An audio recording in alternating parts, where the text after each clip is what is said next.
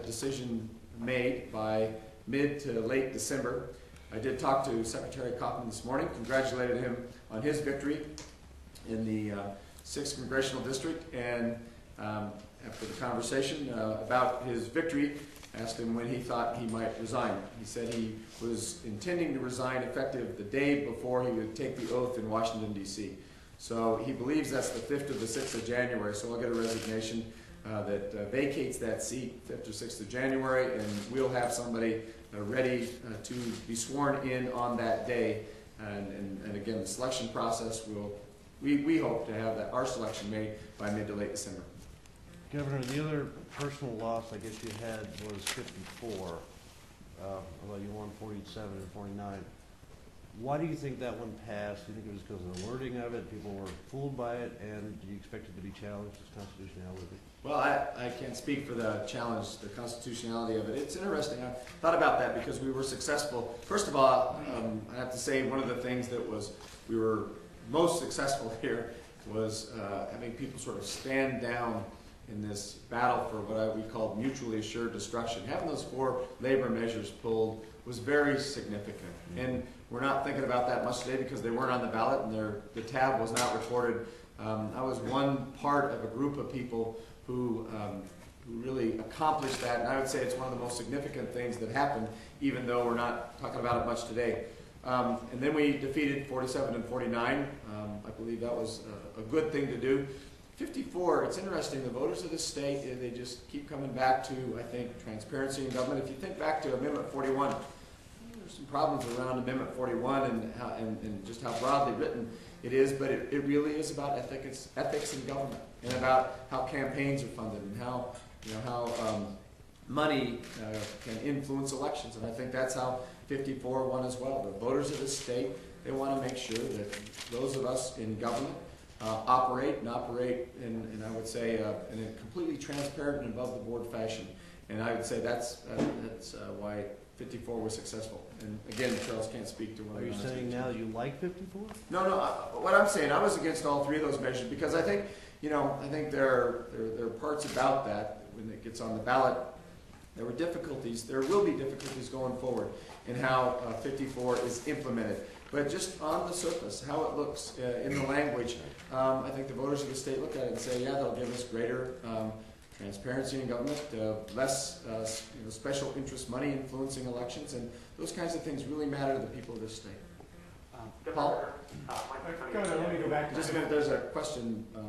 Go ahead, Paul. Let me go back to 58 if I may.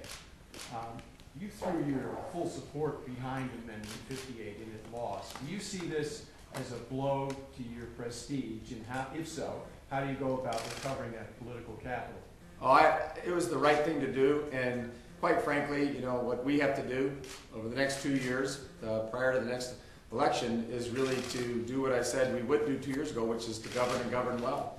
We have a lot of challenges about how we fund, state functions, legitimate government functions. We have a lot of challenges, and one of those challenges, as I just said, is the affordability of college.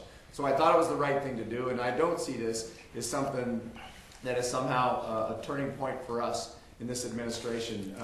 We have to do everything we can to govern well. The people of this state want their leaders to be frugal. We have submitted a budget that actually comes in with less spending than what the projected forecast is. If the forecast is correct, I mean, we are coming in with less spending than that. That's what the people of the state want. Having said that, we also have to think about how we provide revenue streams to those functions that are very important to all of us, to education, to healthcare, to transportation. And so really, Paul, at the end of the day, that's what we're going to remain focused about is how we govern well for the people of the state. Go ahead. There's a question on the phone. Good morning, Governor Ritter. Mike Ciccone at the Grand Junction Daily Town Hall. I was wondering if you could comment on how State Representative Bernie Buscher's loss to his Republican challenger will affect, I guess, the Democratic caucus at the state capitol and the Democratic leadership as a broader issue. So, for everybody who might not have heard, the question is, how does Bernie Buscher's loss affect the Democratic caucus and really affect the House? Bernie was a great partner for us in the administration. He was the chair of the Joint Budget Committee last year. He was a person whose public service I have long admired. He's just a fantastic human being. Also a great, he really was a great servant. And so for us in this building, and for me as the governor of the state, I think Bernie's defeat is a tremendous loss, and we'll miss him at that level. Bernie and I spoke this morning. You know, the interesting thing about Bernie, and again, he and I had coffee yesterday. I was in Grand Junction yesterday morning. He and I had coffee together, and I knew that he was facing an uphill battle. And Bernie, you know, understands this is what elections are about. There are winners and there are losers. I just have a feeling that Bernie's time in service is not necessarily concluded by that loss. He is a person who believes, you know, that he still has a lot to give. I believe he still has a lot to give, and we'll see in what fashion that is. But it is, for me as the governor of the state, to know that we've lost a guy who is just such a steadfast leader in the House caucus and the Democratic caucus. It's a tough thing for us. Ed? Governor, and following up on that question, speaking to Laura Bradford, she described that race as not a referendum on Bernie Busher, but a referendum on Bill Ritter, saying she ran more against you than against him. How do you react to something like that? Do you feel like that or Amendment 58 was at all a referendum on you, or is that taking it wrong?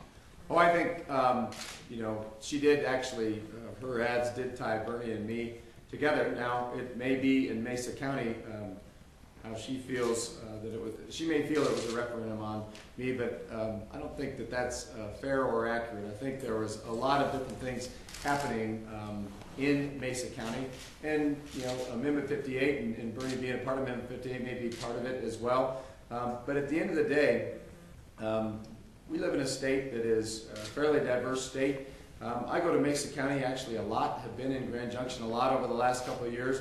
We find a lot of different kinds of support there. The Mesa State Board, they unanimously supported Amendment 58. So it may be that there's partisan politics over there, and Bernie's race reflects sort of how difficult it is for a Democrat to be elected in Mesa County. But I don't think that it reflects anything greater than just what may be going on in that House district in Mesa County. I'll continue to go to Grand Junction. And like I say, you have to govern. And elections are about people voting, and there are winners and there are losers. The most important thing for us is to ensure that we still incorporate in our thinking what the right public policy is for the entire state, and that includes Mesa County. Governor, with the passage of Amendment 50,